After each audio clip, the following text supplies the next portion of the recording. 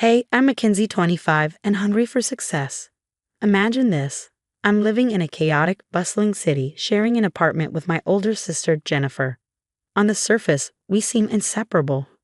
But trust me, there's some serious tension bubbling beneath it all. Mac, can you tone it down?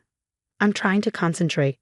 Jennifer snapped one morning as I excitedly rambled on about a new business idea over the phone. I quickly lowered my voice. Sorry, Jen.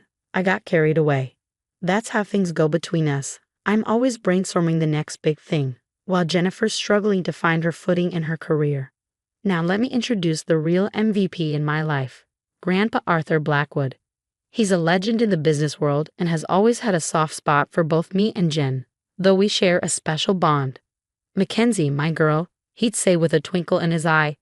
You've got that spark, just like your old grandpa. It drives Jennifer up the wall. But what can I do? It's not like I asked for the favoritism. Speaking of special people, I've got to tell you about my ride or die, Linda and her boyfriend, Alex. They're my personal cheerleading squad. Mac attack. Linda squealed as she burst into our apartment one day. I've got the perfect idea for your startup. Alex followed behind, grinning. Here we go again. I thought. We spent hours brainstorming, dreaming big and laughing. These moments kept me grounded. But then there was Jennifer, always in the background, her face a mix of unreadable emotions.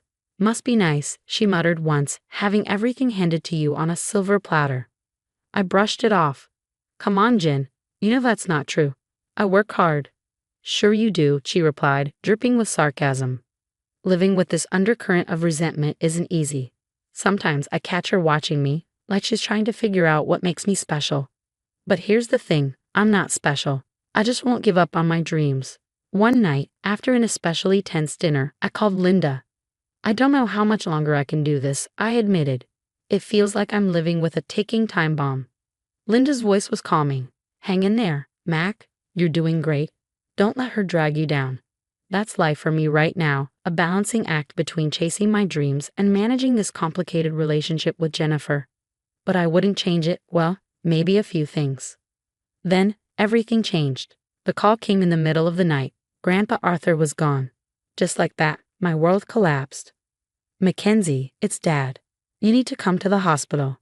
I rushed over, hoping there had been some mistake, but the look on my dad's tear-streaked face told me otherwise. Jennifer arrived shortly after, stunned. What happened? She demanded. Heart attack, Dad whispered. It was quick. He didn't suffer. The next few days were a blur, grief, funeral arrangements, trying to process it all. Then came the will reading. To my beloved granddaughter, Mackenzie Blackwood, I leave the majority of my estate, including Blackwood Tech. The lawyer's words echoed in the silent room. I was stunned. Jennifer's face turned cold as stone. And to my granddaughter, Jennifer Blackwood, I leave. The amount was large but nowhere near what I had received. Jennifer stormed out before the reading was finished. That night, she confronted me. You manipulative little. She spat. How long have you been planning this? Jennifer, I had no idea. Save it. You've always been his favorite. I bet you've been whispering in his ear for years, turning him against me. That's not true. I love Grandpa just like you did. This isn't my fault. But she wouldn't listen. From that moment on, our relationship became a minefield. Overwhelmed by grief and the sudden responsibility of running a company, I turned to Linda and Alex for support. I don't know if I can do this, I confessed over coffee.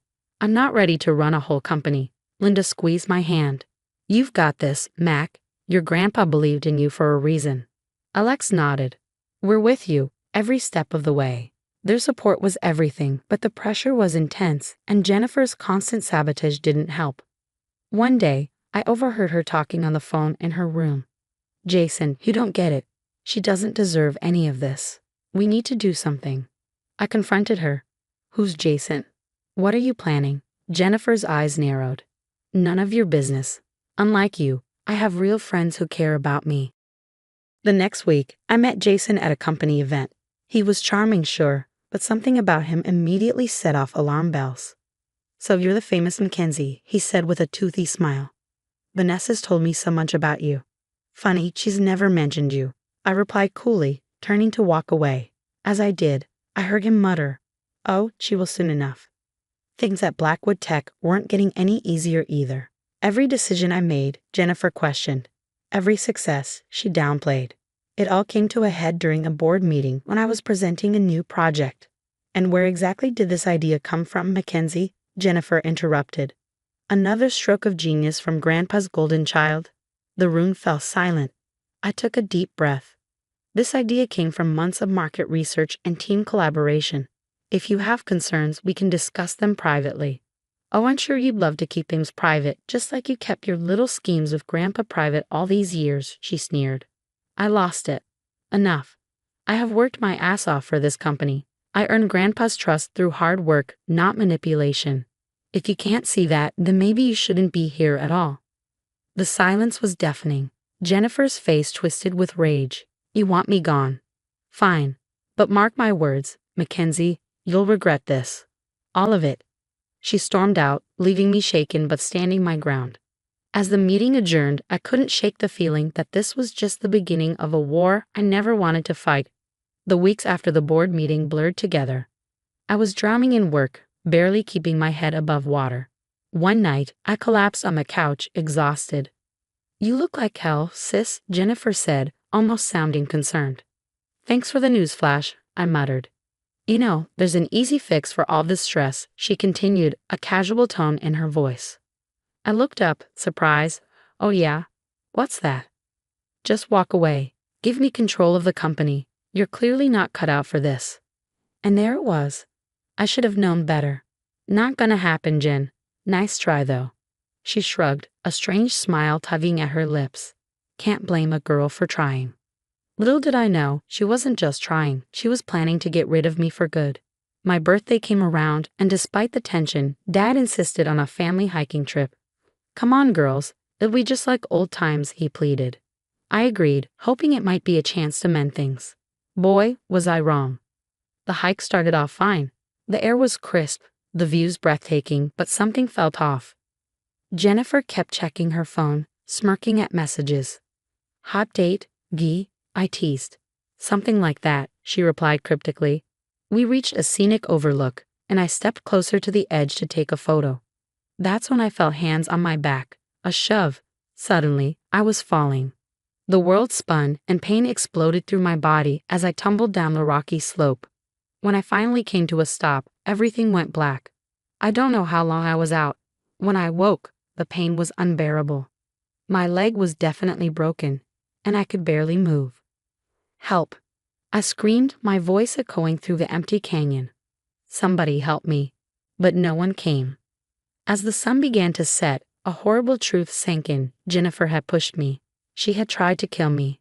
And now I was completely alone. Meanwhile, up on the trail, Jennifer was putting on the performance of a lifetime.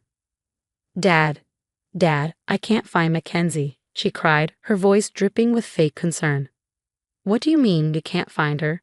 Dad demanded, panic rising. She was right behind me, and then she was just gone. A search party formed quickly, but Jennifer made sure they headed in the wrong direction, away from where she pushed me. Back in the city, Linda and Alex were growing worried. Have you heard from Mac? Linda asked, pacing their apartment. Alex shook his head. Nothing since this morning. She said she'd call after the hike. Something's not right, Linda muttered. Let's go check her apartment. At my apartment, they found Jason rummaging through my room. What the hell are you doing? Alex demanded.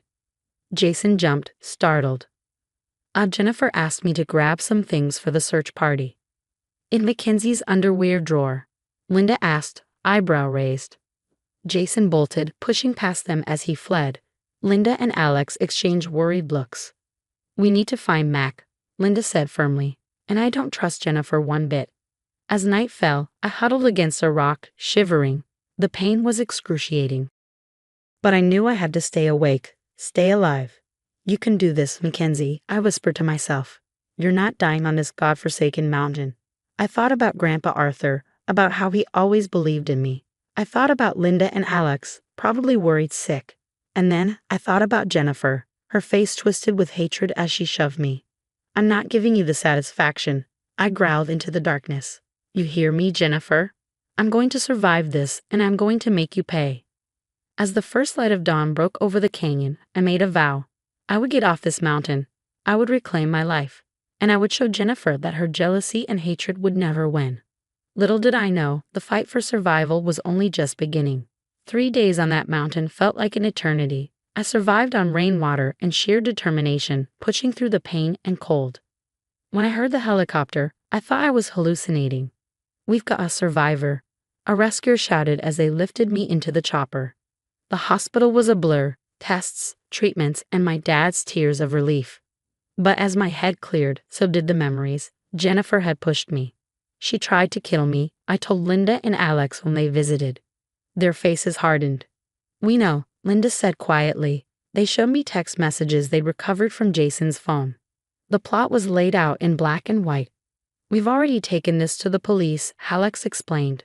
"They're looking for Jennifer now." Jennifer, it turned out, had panicked when she heard I'd been found alive. She tried to convince Jason to run away with her. "We can start over, baby," she pleaded. "Just you and me." But Jason had other plans. He cleaned out her bank accounts and disappeared, leaving Jennifer to face the music alone. The police caught her at the bus station. Her arrest was plastered across every news channel. In court, Jennifer tried one last manipulation. "Mackenzie, please," she sobbed. "I'm so sorry. I wasn't thinking straight. Can you ever forgive me?" I looked her dead in the eye.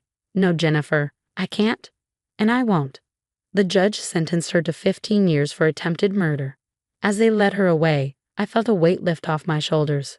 Recovery was tough, but I threw myself into it with the same determination that had kept me alive on that mountain. Slowly but surely, I healed, both physically and emotionally. When I returned to Blackwood Tech, I channeled my newfound strength into the company. We launched innovative products, expanded into new markets, and our stock soared. 1 year after the incident, I stood on a stage accepting an award for Business Leader of the Year. Looking out at the crowd, I saw the faces of those who truly mattered. My dad beaming with pride, Linda and Alex cheering louder than anyone, and my loyal employees who had stood by me through it all. "This award isn't just for me," I said into the microphone. "It's for everyone who believes in second chances, in rising above adversity, and in the power of true friendship and family, the kind you choose." As for Jennifer, last I heard, she was still in prison, abandoned by everyone, including Jason, who was caught up in a massive fraud scheme. And me? I'm living my best life, surrounded by people I love and trust. Grandpa Arthur was right. I do have that spark, and now it's burning brighter than ever. The story of Mackenzie and Jennifer's tumultuous relationship has come to an end. Now I have a question for you. If you were in Mackenzie's shoes, would you ever consider forgiving Jennifer for her actions? Or do you believe some betrayals are truly unforgivable? Think about the depth of Jennifer's jealousy and the extremes she went to, attempting murder out of greed and resentment. On the other hand, consider the power of forgiveness and its potential to heal both the forgiver and the forgiven. Where do you draw the line? Share your thoughts in the comments below.